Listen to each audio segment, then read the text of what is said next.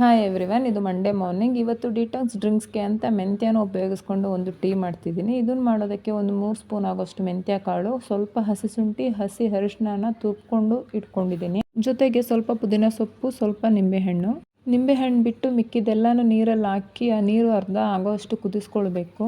ಅಷ್ಟರಲ್ಲಿ ಇಲ್ಲಿ ತಿಂಡಿಗೆ ರೆಡಿ ಮಾಡ್ಕೊಳ್ತಿದ್ದೀನಿ.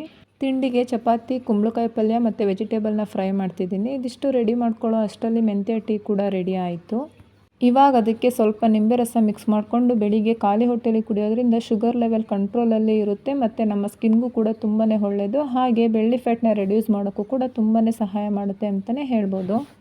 ಇವಾಗ ಇಲ್ಲಿ ವೆಜಿಟೇಬಲ್ನ ಫ್ರೈ ಮಾಡೋದಕ್ಕೆ ಒಂದು 3 ಡ್ರಾಪ್ ಆಗುವಷ್ಟು ಎಣ್ಣೆ ಹಾಕ್ಕೊಂಡು ಸ್ವಲ್ಪ ಉಪ್ಪು, ಸ್ವಲ್ಪ ಪೆಪ್ಪರ್ ಪೌಡರ್, ಹಾಗೆ ಸ್ವಲ್ಪ ಆರಿಗಾನೋ ಇಷ್ಟನ್ನು ಹಾಕ್ಕೊಂಡು ಮೀಡಿಯಮ್ ಫ್ಲೇಮ್ನಲ್ಲಿ ತರಕಾರಿ ಒಂದು ಅರ್ಧದಷ್ಟು ಬೇಯೋವರೆಗೂ ಕುಕ್ ಮಾಡಿಕೊಂಡ್ರೆ ಸೂಪರ್ ಟೇಸ್ಟಿ ಹಾಗೂ ಕ್ರಂಚಿಯಾಗಿರೋ ವೆಜಿಟೇಬಲ್ ಸ್ಟಿರ್ ಫ್ರೈ ರೆಡಿ ಆಗುತ್ತೆ.